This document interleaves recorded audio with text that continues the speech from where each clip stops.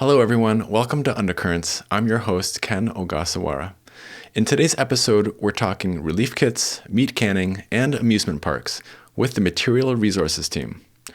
Material Resources is a very dry name for a very exciting and fun program.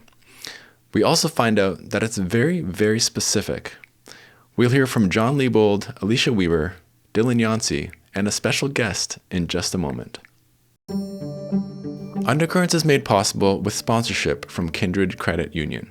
So I'm part of a neighborhood group chat, and last week someone messaged saying they were unhappy with a certain company that their bank was invested in. This person asked the group chat for any alternative recommendations. Obviously, I jumped in and said my piece for Kindred, saying they have been in the ethical investing game way before it was cool, and of course gave full disclosure that Kindred is a sponsor of the Undercurrents podcast I produce, thereby being both transparent and promotional at the same time. But then another neighbor chimed in and had this to say about Kindred. I bank with Kindred and I love it. I love that when I call, I get a live person within one menu selection and have always had a great experience at the branches. At other banks, I felt like they were always trying to sell me something, a line of credit, another mortgage, etc.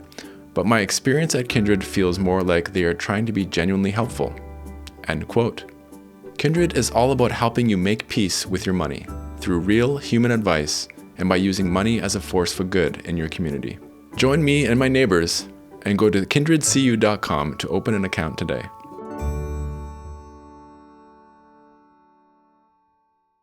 Long distance charges may apply. Hey Bob, do you want to do the intro? Good morning. Hey Mom, how are you? Good. John is here, Beth is here, and good. we're in a little... The year is 2020. I'm in a small room at the MCC Ontario office in Kitchener, huddled over the phone with John Lebold, Material Resources Coordinator for MCC Ontario, his dad, Bob, and his sister, Beth Hovius, who also works for MCC in donor relations.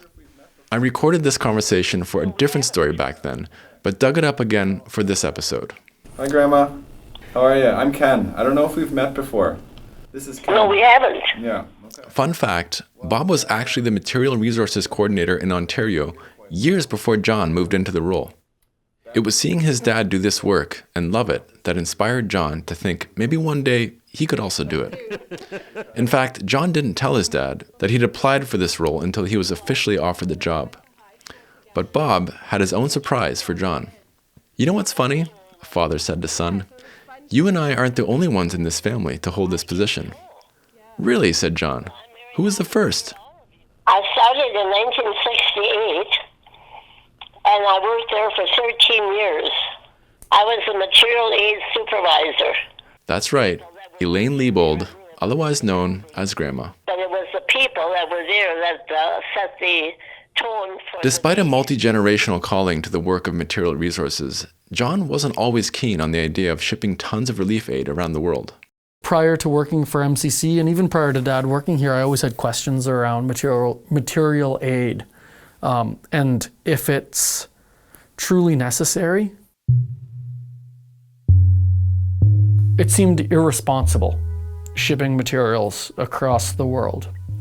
But the more I asked questions about how MCC does its work, the more I realized that I wasn't some super genius that had these thoughts. Like, these are thoughts that MCC have truly thought through. And like, Material Resources really does need to exist. Like, these supplies are not available everywhere. And when things are available, they're purchased, they're not shipped. The more I ask questions about how MCC does it, the more I realized it aligns with my beliefs around Material Resources and that this is truly something that I would like to be a part of. I always, whenever we have a tour, I always explain that MCC is a relief, development, and peace organization. And the Material Resources hand is that relief hand of MCC. And our job is to not only meet an immediate need, but also bring comfort to those who are receiving our items. I think it means a lot to people knowing that there's people on the other side of the world who truly care about them and are thinking about them. MCC has been doing relief work since 1920, and over the last century, MCC's material resources efforts have been a long process of adjustments, much of it based on feedback from MCC partners who are on the receiving end. Grandma Lebold lived through one of those significant changes. The bulk of my work was sorting the clothing that people donated. They would bring it in green garbage bags, and we would have 50 at a time probably. The used clothing that she and volunteers used to ship was stopped in the early 1970s. Used clothing was an appropriate response in the aftermath of World War II, but after a while, MCC leaders realized they could both save money and invest in the local economy by purchasing clothing in the country where they were responding. Incidentally, this gave birth to a huge long-term gift for MCC. 4 enterprising Mennonite women in Altona, Manitoba, had the idea to sell this leftover used clothing that they were no longer shipping. Today, MCC has over 85 thrift shops across Canada and the US, raising millions of dollars every year for the work of MCC around the world. Like name, a title, all that stuff. I'm Alecia Weaver. I work at the MCC Material Resources Center in New Hamburg. I've asked Alecia to break down a few of the many kits that MCC ships every year. Because in addition to the refinement to what we ship over the years, the contents of these kits also speaks to the specificity of each item that is packed and shipped. So for a school kit, we want 4 notebooks that total between 500 and 600 pages. And yeah, we're really specific with the notebook numbers, quantity of notebooks and the pages. Because like I want to ask kids who come here for scavenger hunt or group hacking, I'll ask the one, so you got a full school kit, you only got half a school kit, how do you feel? And a lot of the times, if they're being really nice, they'd be like, oh, it made me sad. Or a lot of times with boys, often it's, I would be angry, I would hit them, I would take it, which is those are all genuine answers, right? Genuine, but not what you want to see when you're distributing gifts. To minimize even the slight chance of feelings of unfairness or envy, MCC volunteers double and triple check that each kit gets the same items and the same amount of those items. The precision and thoughtfulness of the packing goes beyond just page numbers. And then they get a ruler, a large eraser with the packaging off, because the places we send, a lot of them don't have proper waste management necessarily, and how they get rid of garbage might just be burning on a pile on the side of the road. We're here, we can deal with waste a lot better. And then you have 8 ideally unsharpened pencils, 12 pencil crayons, again, both out of their packaging, and 4 pens, black or blue, and a metal pencil sharpener, specifically because when you get a package of pencil crayons, they all come with the plastic ones. We want the metal ones just because they last a lot longer. This thoughtful attention to detail extends to all of MCC's kits, which are many. Sewing kits, dignity kits, which are beautiful reusable cloth menstrual pads, hygiene kits, infant care kits, and the classic relief kit. So we got 4 bath towels, 4 bars of laundry soap, which 4 bars bath soap, 4 toothbrushes, and here we try to make sure all the toothbrushes are different colors, because you don't want to use your dad or your mom's toothbrush, right? Accidentally picking it up and using 2 combs, and we try to send specifically a toenail clipper. And again, the minimum amount of shampoo we want to send is 600 milliliters. The specificity of each kit is informed by regular evaluations from MCC's partners, who are receiving and distributing these kits in their communities. So like the most recent changes we had was before the school kits only had 2 pens, and now they have 4. With the sewing kits, we added in a seam ripper. I believe with the dignity kits, increased the number of safety pins. But yeah, always looking for partner feedback, because they're the ones using them.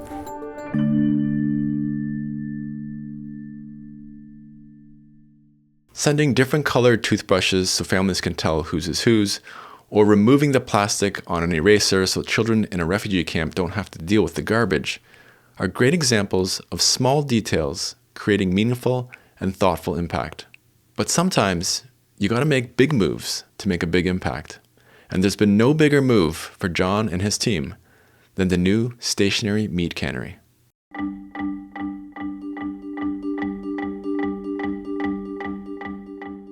There's a buzz, like on canning days, everybody in the building, whether it's our long-term thrift volunteers or our comforter makers, like everybody kind of feels that buzz and excitement.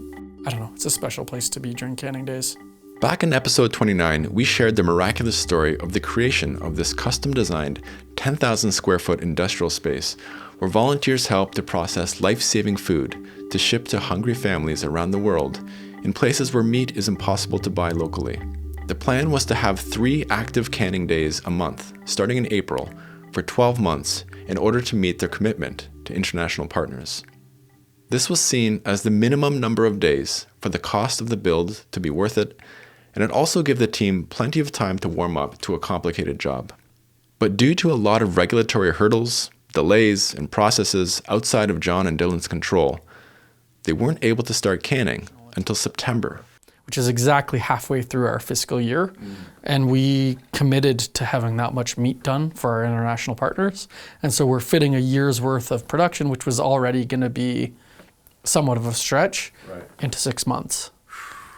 And so it's been busy. We've been hopping since September.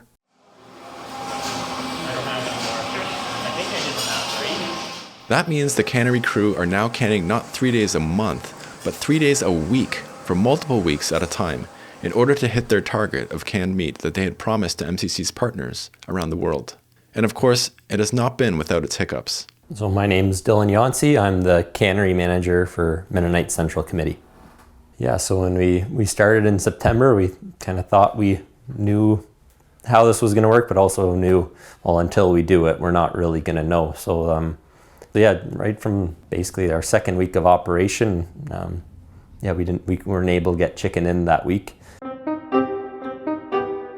I had found out earlier than that even that finding turkey and chicken is going to be more difficult than what I had envisioned or what I was even told a number of months before that would be. There's just a lot of things going on in the poultry industry right now leading to a bit of a shortage. Avian influenza has decimated a lot of turkey barns and chicken barns. Just reduces the supply in the chain. In addition to this, the high cost of beef and other meat proteins has driven consumers to buy more chicken and turkey, which has in turn put a pinch on supply and increases the price. It really makes me appreciate that my own work of producing a podcast is not at the mercy of our global economy. I asked Dylan how much it costs to produce a single can of meat. Our cost that we have to cover the whole, right from the can, the label, the lid, everything that goes into the can is $7. It's 674 grams of poultry meat and 6 grams of salt. Yeah, so this is what we call the can flip room. The cans come in on a The canning process starts in a separate small room where a volunteer takes an empty can off a pallet and sends it down a little loop-de roller coaster where it is flipped and blown out with an air compressor to remove any debris or dust from the can before it lands open side up on a conveyor belt. From there, someone scoops a teaspoon of salt, then it's filled with meat, weighed, and then a lid sealed by the can seamer, which for reasons I don't know, emits a lot of steam. From there, it passes into another room where another volunteer or two take the cans and put them into big metal baskets that hold 330 cans of meat each. From there, it's lifted by a winch into the massive pressure cookers called retorts, where it cooks for exactly 131 minutes. Then the cans are wiped and labeled by hand and packed into boxes. From there, they are shipped out to feed hungry people around the world. Thank you so much for those people who have prepared for us this meat. We are really so happy and so glad to have it, because as we come here at school, some of us, we don't have. Throughout the Bible, it calls for Christians to take care of the hungry. I think we live in a place in the world where we do have an abundance, even though there are hungry people here in our own neighborhoods and towns. We see that we grow an abundance of livestock and produce in our province, and we should be feeding those in our own neighborhood or around the world. Feeding those in our own neighborhood. MCC has been known for its relief efforts overseas, but unfortunately, there's been a growing need for a food response right here in one of the wealthiest areas of one of the wealthiest countries in the world. My home here in Waterloo Region. This is the latest iteration of partner feedback that MCC is responding to. One thing that I've noticed, or that I see time and time again, is the right people seem to show up at the right time. And so the Holman Foundation is a perfect example. The Holman Foundation has committed $200,000 per year for the next 3 years. That's equal to 28,000 cans per year of top-grade, healthy meat to feed our hungry neighbors. We know that the local need for food is going up. If you look at the stats from the Waterloo Regional Food Bank, the stats are staggering on how many people are needing food assistance. This is something that we've been aware of and that we know. At the same time, we have all of our requests from our international partners. So we've got this load from Chad that we've prepared. We're also canning towards Malawi. And kind of in the back of our minds this whole time, it's like, yes, there's this need. Yes, our partners need it. But, our local partners also need help. And so having the Holman Foundation step in to provide meat to one of our local partners was just, it's an answer to prayer. Actually, on Wednesday of this week, we're canning the first meat for that project. And knowing that the cost of that is covered is just, I can sleep at night.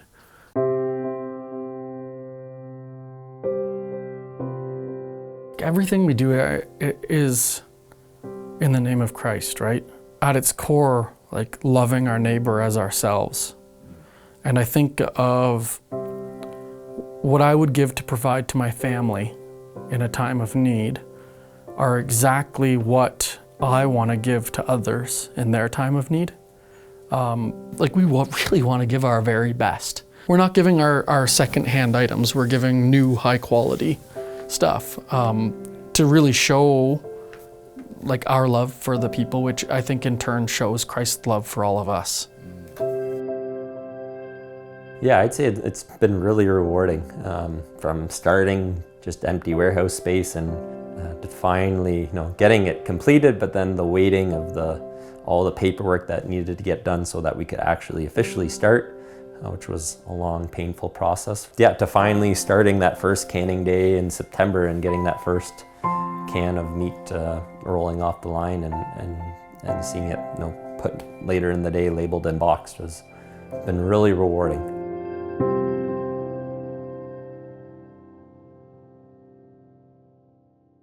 For John, Dylan, Alecia, and the whole Material Resources team, there's a deep sense of gratitude and appreciation, not only for the work made possible by generous donors and volunteers, and the knowledge that these gifts are comforting those going through hardship, but also for the opportunity to take part in this work themselves. I didn't know you could really enjoy work or your job. I just kind of oh yeah, you get a job so you can make money, so you can live. It's a whole lot easier getting up in the morning when I'm actually excited about what I'm doing and that we can help people. So yeah, it just blows my mind that you and I can come in and just have a blast at work. I'm this is awesome. I agree. It is awesome to enjoy one's job. But is it possible to get too much of a good thing? Seeing the high pace and ambitious scale of the MR team's work, I can't help suggesting it might also be exhausting. Yeah, exhausting. I don't know if exhausting is the right term. I think of going to an amusement park. So you spend your day on rides having kind of the time of your life. And when you get home at night, you have one of the best sleep of your life because it was a great day. And so you might look back at it and be wow, I was so tired at the end of it. But in the moment, you're super excited because, in that case, you're doing something that you love and is meaningful. And this work is something we love and is meaningful. So I don't know. I think it's like an amusement park. Sure, at the end of the day, I'm exhausted, but just thrilled to be able to be on the ride. Like John said, it really didn't feel like a job. I looked forward to going every day when I had to go to work. I never, ever hated to go to work. I loved it. And I always felt that that was the most stabling thing in my life, I think, was to be of service to others.